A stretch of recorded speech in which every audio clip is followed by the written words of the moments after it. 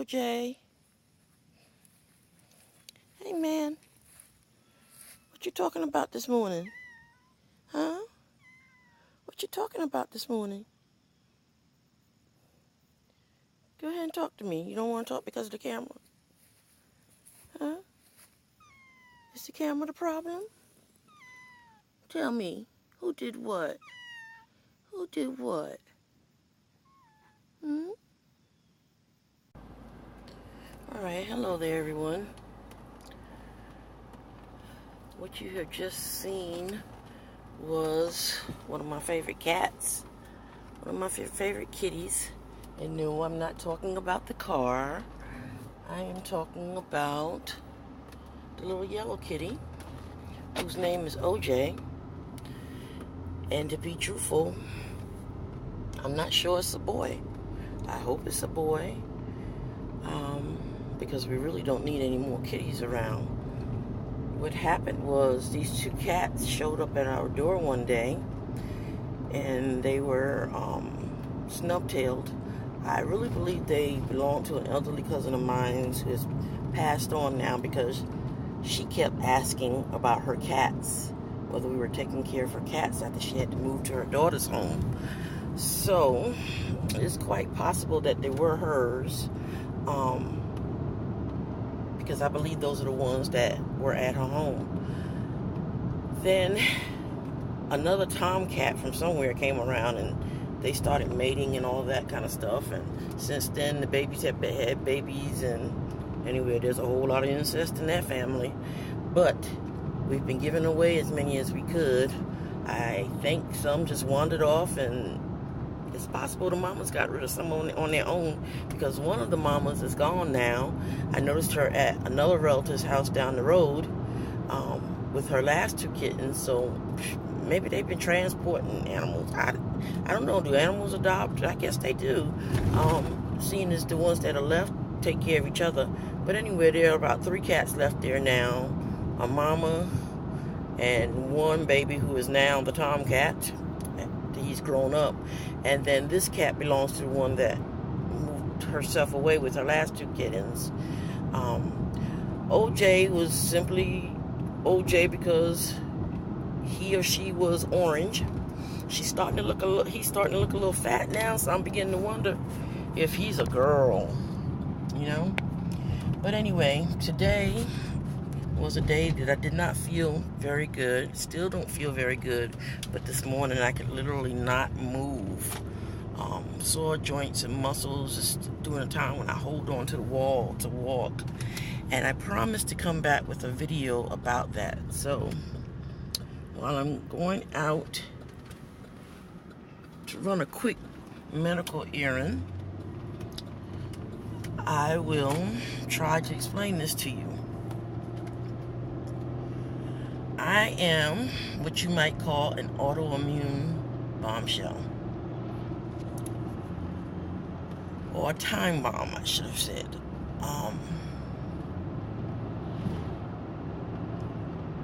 At a very young age, I guess I was a young adult. Right about the time of Hugo, I was going through some changes, and I had some stopped menses. I knew that I could not possibly at the time be expecting, but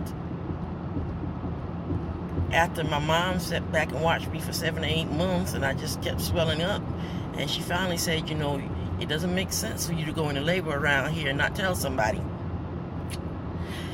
I decided I should go to the doctor, since no one believed me. So I went to the doctor. The doctor confirmed that there was no way I was expecting, and began some testing. It turned out that I had hypothyroidism, which means my thyroid was very slow at the time. Over the years, it got slower and slower.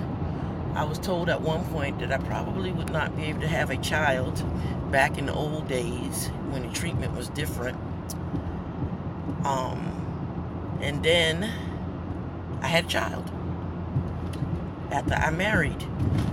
very healthy baby. During that point, I did contract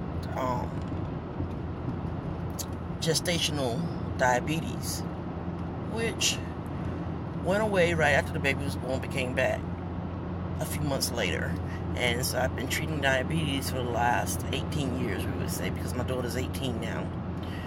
Well, life went on, the thyroid got worse, and after I finally found out that an endocrinologist is the person who should have been the one I seen in the beginning instead of my old gynecologist. And that time, during those times, that was the type of doctor, I mean, we called that person a woman doctor, and everything we needed that person provided. Insurance didn't care, you know, what little insurance we had provided for that person to do whatever treatment that needed to be done.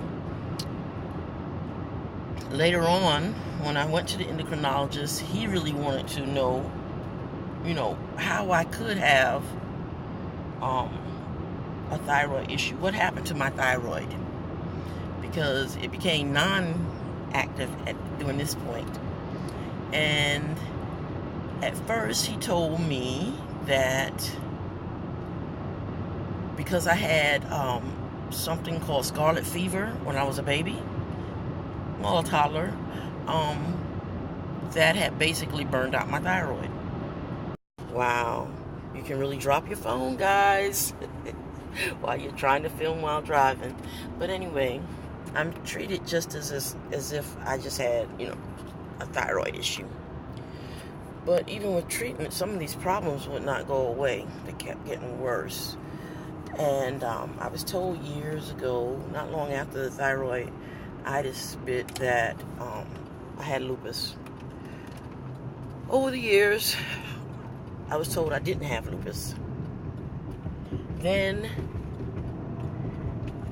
I became very ill to the point that in 2011 I had a blocked smaller intestine. Well, coming up to this period, for 4 years before, I had done some research, and I suspected Crohn's disease. I had already been diagnosed with colitis, which everybody knows. Well, GERD and then colitis, anybody knows, is just someone who basically has a bunch of gas and tummy aches and poops all the time. Okay. Well, really never was totally satisfied with that diagnosis, but I was managing it. Having a hard time sometimes, but managing it. 2011, I was diagnosed with Crohn's, finally.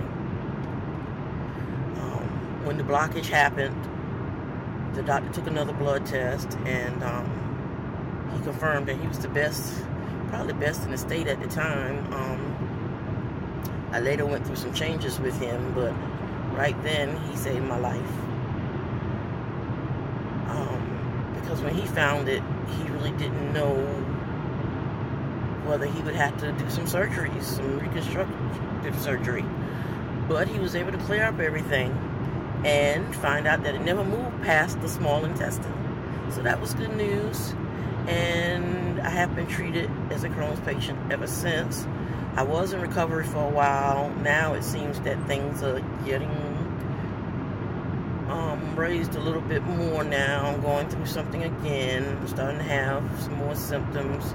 So I have a new gastroenterologist, and I'm actually going to be at MUSC, which is Medical University of South Carolina, under someone. So I feel sure that other than this fellow, I probably will have the best in the state, because there's a team there, more or less. Since 2011, I have been on every kind of medication you can think of. It started out with some Remicade infusions, where I was put in an infusion room with a lot of cancer patients who were receiving chemotherapy and everything, and I went through a lot of depression because I would see people, and then the next time I go for my next infusion, I would find out that they had passed along. And even though I knew this wasn't considered cancer, I wondered how long could I last with the type of bleeding and what have you that happens with Crohn's. In a little while, I'll explain a little bit more about Crohn's, because it's a very, very wicked disease.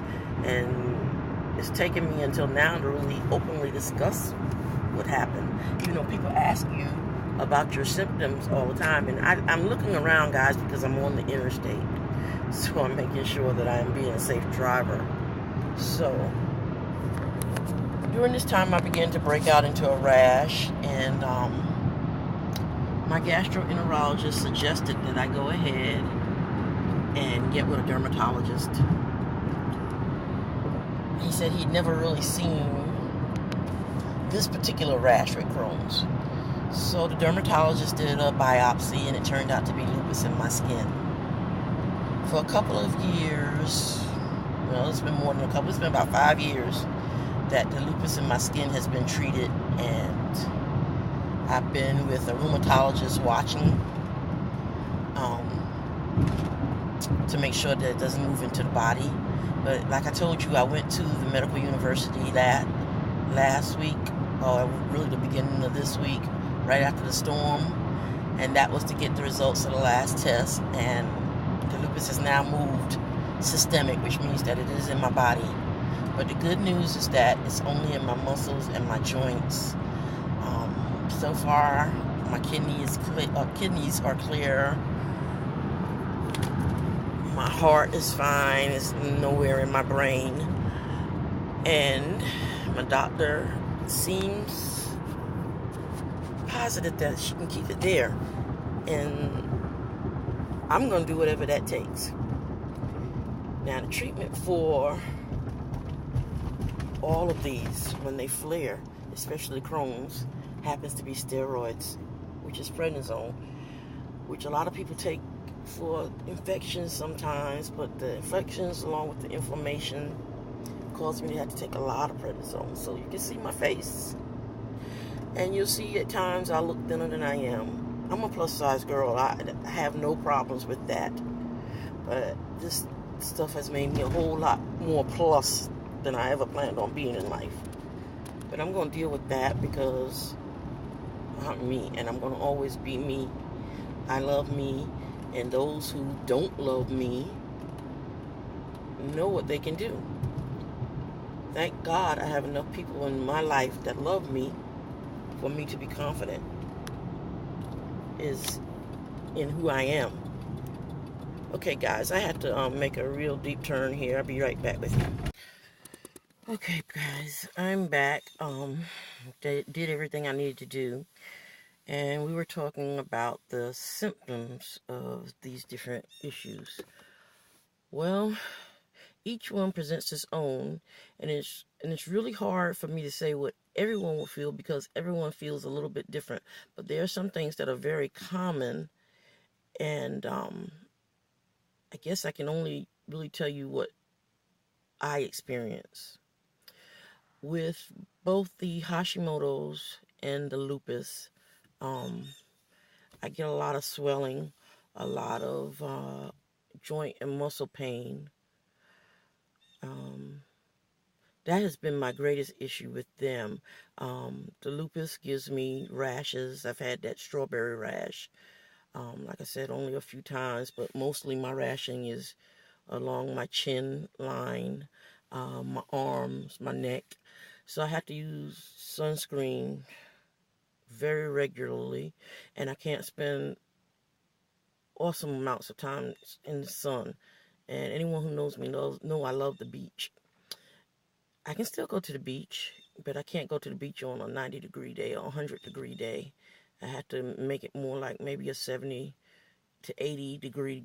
And then the best thing for me to do is to wear my sunscreen, plenty of sunscreen, but to wear something wispy so that I'll be cool but can wear some sleeves.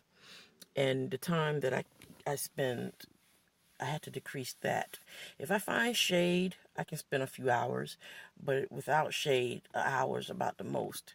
And really, it does nothing but, cause the rash, and then I use the steroid cream, and it takes 2 to 3 days for it to dry up, and then I may have it again from spending too much time in the car. But my biggest worry is what can happen over time, having it so many different times. I'm not sure. I'm still researching a whole lot of this. I'm speaking with my doctor also, but she and I are new to each other, and some of these things I tend to forget to ask later on. When I go to the doctor, I will try to remember each visit to ask other things. And right now, sun exposure and living in the South go hand in hand, so that's one of my main concerns right now. She seems certain that she can control how far it takes over my body. As long as it doesn't bother my organs, I'm good. Um, Hashimoto sometimes makes me nauseous, especially if my levels get down very low. Let's go to Crohn's. Crohn's is a very, very wicked disease. It probably causes me the most issues. Again, there's that soreness and stiffness, and I may wake up one day and have to sit on the side of the bed for an hour before I can actually take a first step off because of the soreness and failure of falling, or fear of falling. Um, there are two phases. Well, there are more than two phases, but for me right now, there are two phases of Crohn's: remission and non-remission. I've been in remission twice so far. Right now, I'm in remission, and there are days when I have nausea, or food that doesn't affect anyone else will make me sick. Where we all get a case of food poisoning here or there, I get it quite often because any bit of tainting affects me. I very I'm very afraid to eat food on a second day. And I know a lot of my family thinks I'm just funny that way and don't like leftovers or what have you. But when you feel you're dying on the second day of eating something, you learn that if you're going to eat it, you better do it the first day. And you better do it within the first few hours of the first day, because even though I practice food safety a lot, everyone does not practice food safety. So it being out of the refrigerator a little too long, or being in the refrigerator too long, can make me crazy. It can send me to the hospital. So I really try to cook fresh and eat fresh most days. Um, and that's why I have to be careful of eating out a lot, because all restaurants don't. They practice food safety, but they may serve something from the day before that won't bother anyone else, but it will bother me. If I notice I'm getting a flare right now, being in remission, I can go to a soft diet. I have been as far as a liquid diet during times of non-remission, and that just helps the food to flow through faster. Um, and that's why this is really very discouraging to me, the weight gain, because I'm barely eating anything, but because of the medications, I still put on pounds. That that has gotten the best of me. Like I said, I've always been a big girl, but I was what you would consider pleasantly plump and very comfortable in myself. I still am comfortable in myself, but I've had to get a whole new wardrobe. Um, and I can't say my wardrobe is anything like the last one, but I will get there. Exercise is going to be what it takes to get back to my regular size. But having issues with walking, there are days I can't even get the exercise in. But I don't let that be an excuse. The days that I can, I do get it in. Um, Now, non-remission Crohn's is so wicked. There was a commercial about Remicade a few years back, and I just lost my sense of concentration because I know you heard that shot. Um, it is a weapon. We seem to have a shooting preserve somewhere around here, so you may hear some more and know that I'm not living in the inner city and no one is shooting at me, okay? Supposedly they are shooting safely out there. But non-remission Crohn's, the commercial had African American gentleman, and he said that some days he feels like he's pooping glass. That hit it on the head. I could never figure out how to explain to the few people who were brave enough to ask about my symptoms what it really felt like, what the symptoms were, because I could not tell them what I was truly going through until he said that. And I still can't tell a lot of people. I feel like I'm pooping glass sometimes. Even when you're in remission, there are times that you have some hemorrhoidal issues, and they bleed. And usually that's a bright red, so you know that's what that is. I'm going to tell you right now, if this is too much information, then you need to switch to another channel, because I'm going to be very honest, so that those that are going through it will know what they are facing, and that what they see is quite normal, but it can be treated. Doing non-remission, no diet. Well, really, a Crohn's diet doesn't exist. It's different for everyone. It seems that soft foods and liquid diets help move the food through faster. So, when being a diabetic, I really need to eat plenty of fruits and vegetables and stuff. When I'm out of remission, my body can't handle any of that. I can't really eat very healthy, because then that causes abrasions in the colon. It causes fissures in the rectum. So therefore, I experience a lot of bleeding, and and some of that's hemorrhoidal because those swell also, but a lot of it comes straight from the colon, and it's a lot of clots. It's heavy blood. It's just like having your female monthly, but on the back end. So during the time that I was still having a monthly mens, and then I also had the Crohn's bleeds. It took me there. There were days that I didn't know whether I was dying or just going to be a vegetable. Eventually, I had to have a hysterectomy for the simple reason that I had endometriosis for quite a few years, but it got worse and it got worse. And I actually found out that the medications that I was taking for the Crohn's, I had to sign that I would not become pregnant, because any child that came into the world would result in being deformed. Who wants to do that? Then there was my age also.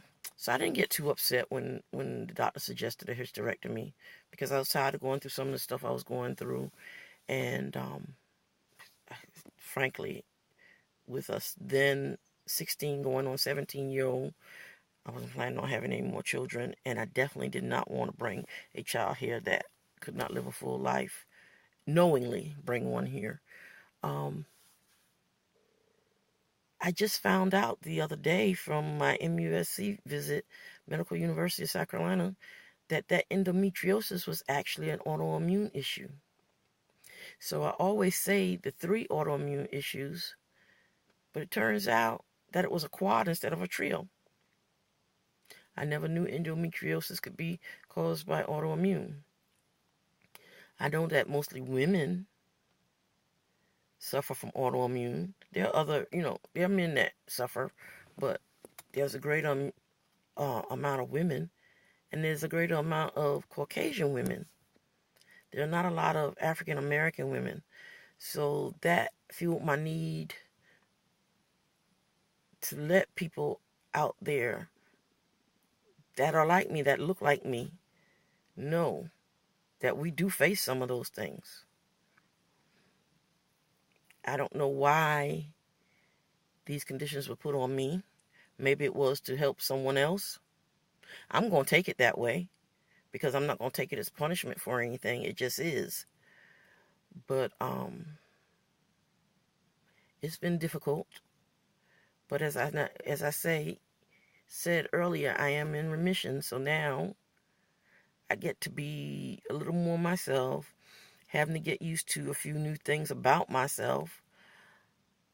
But I'm finally finally becoming comfortable. Finally figuring out what I look good in and what I don't look good in. Getting used to my face being swollen. It's not at its worst today, but it's not great either. But I'm getting there. So, I've probably explained enough, and I hope that I have been open enough for you to feel that you can ask any questions you need to ask. So, please, if you like this video, show a thumbs up, comment, share, subscribe. I promise you this will not be all we talk about. I will still be open with those that need me to tell them something else, but we're going to be talking about a whole lot of things. In way of introduction, I found out at the start, I started vlogging, that an introduction just doesn't happen in one vlog. It takes several different vlogs for someone to really get to know you. So please, don't forget to like, share, comment, and subscribe. See you on the next vlog.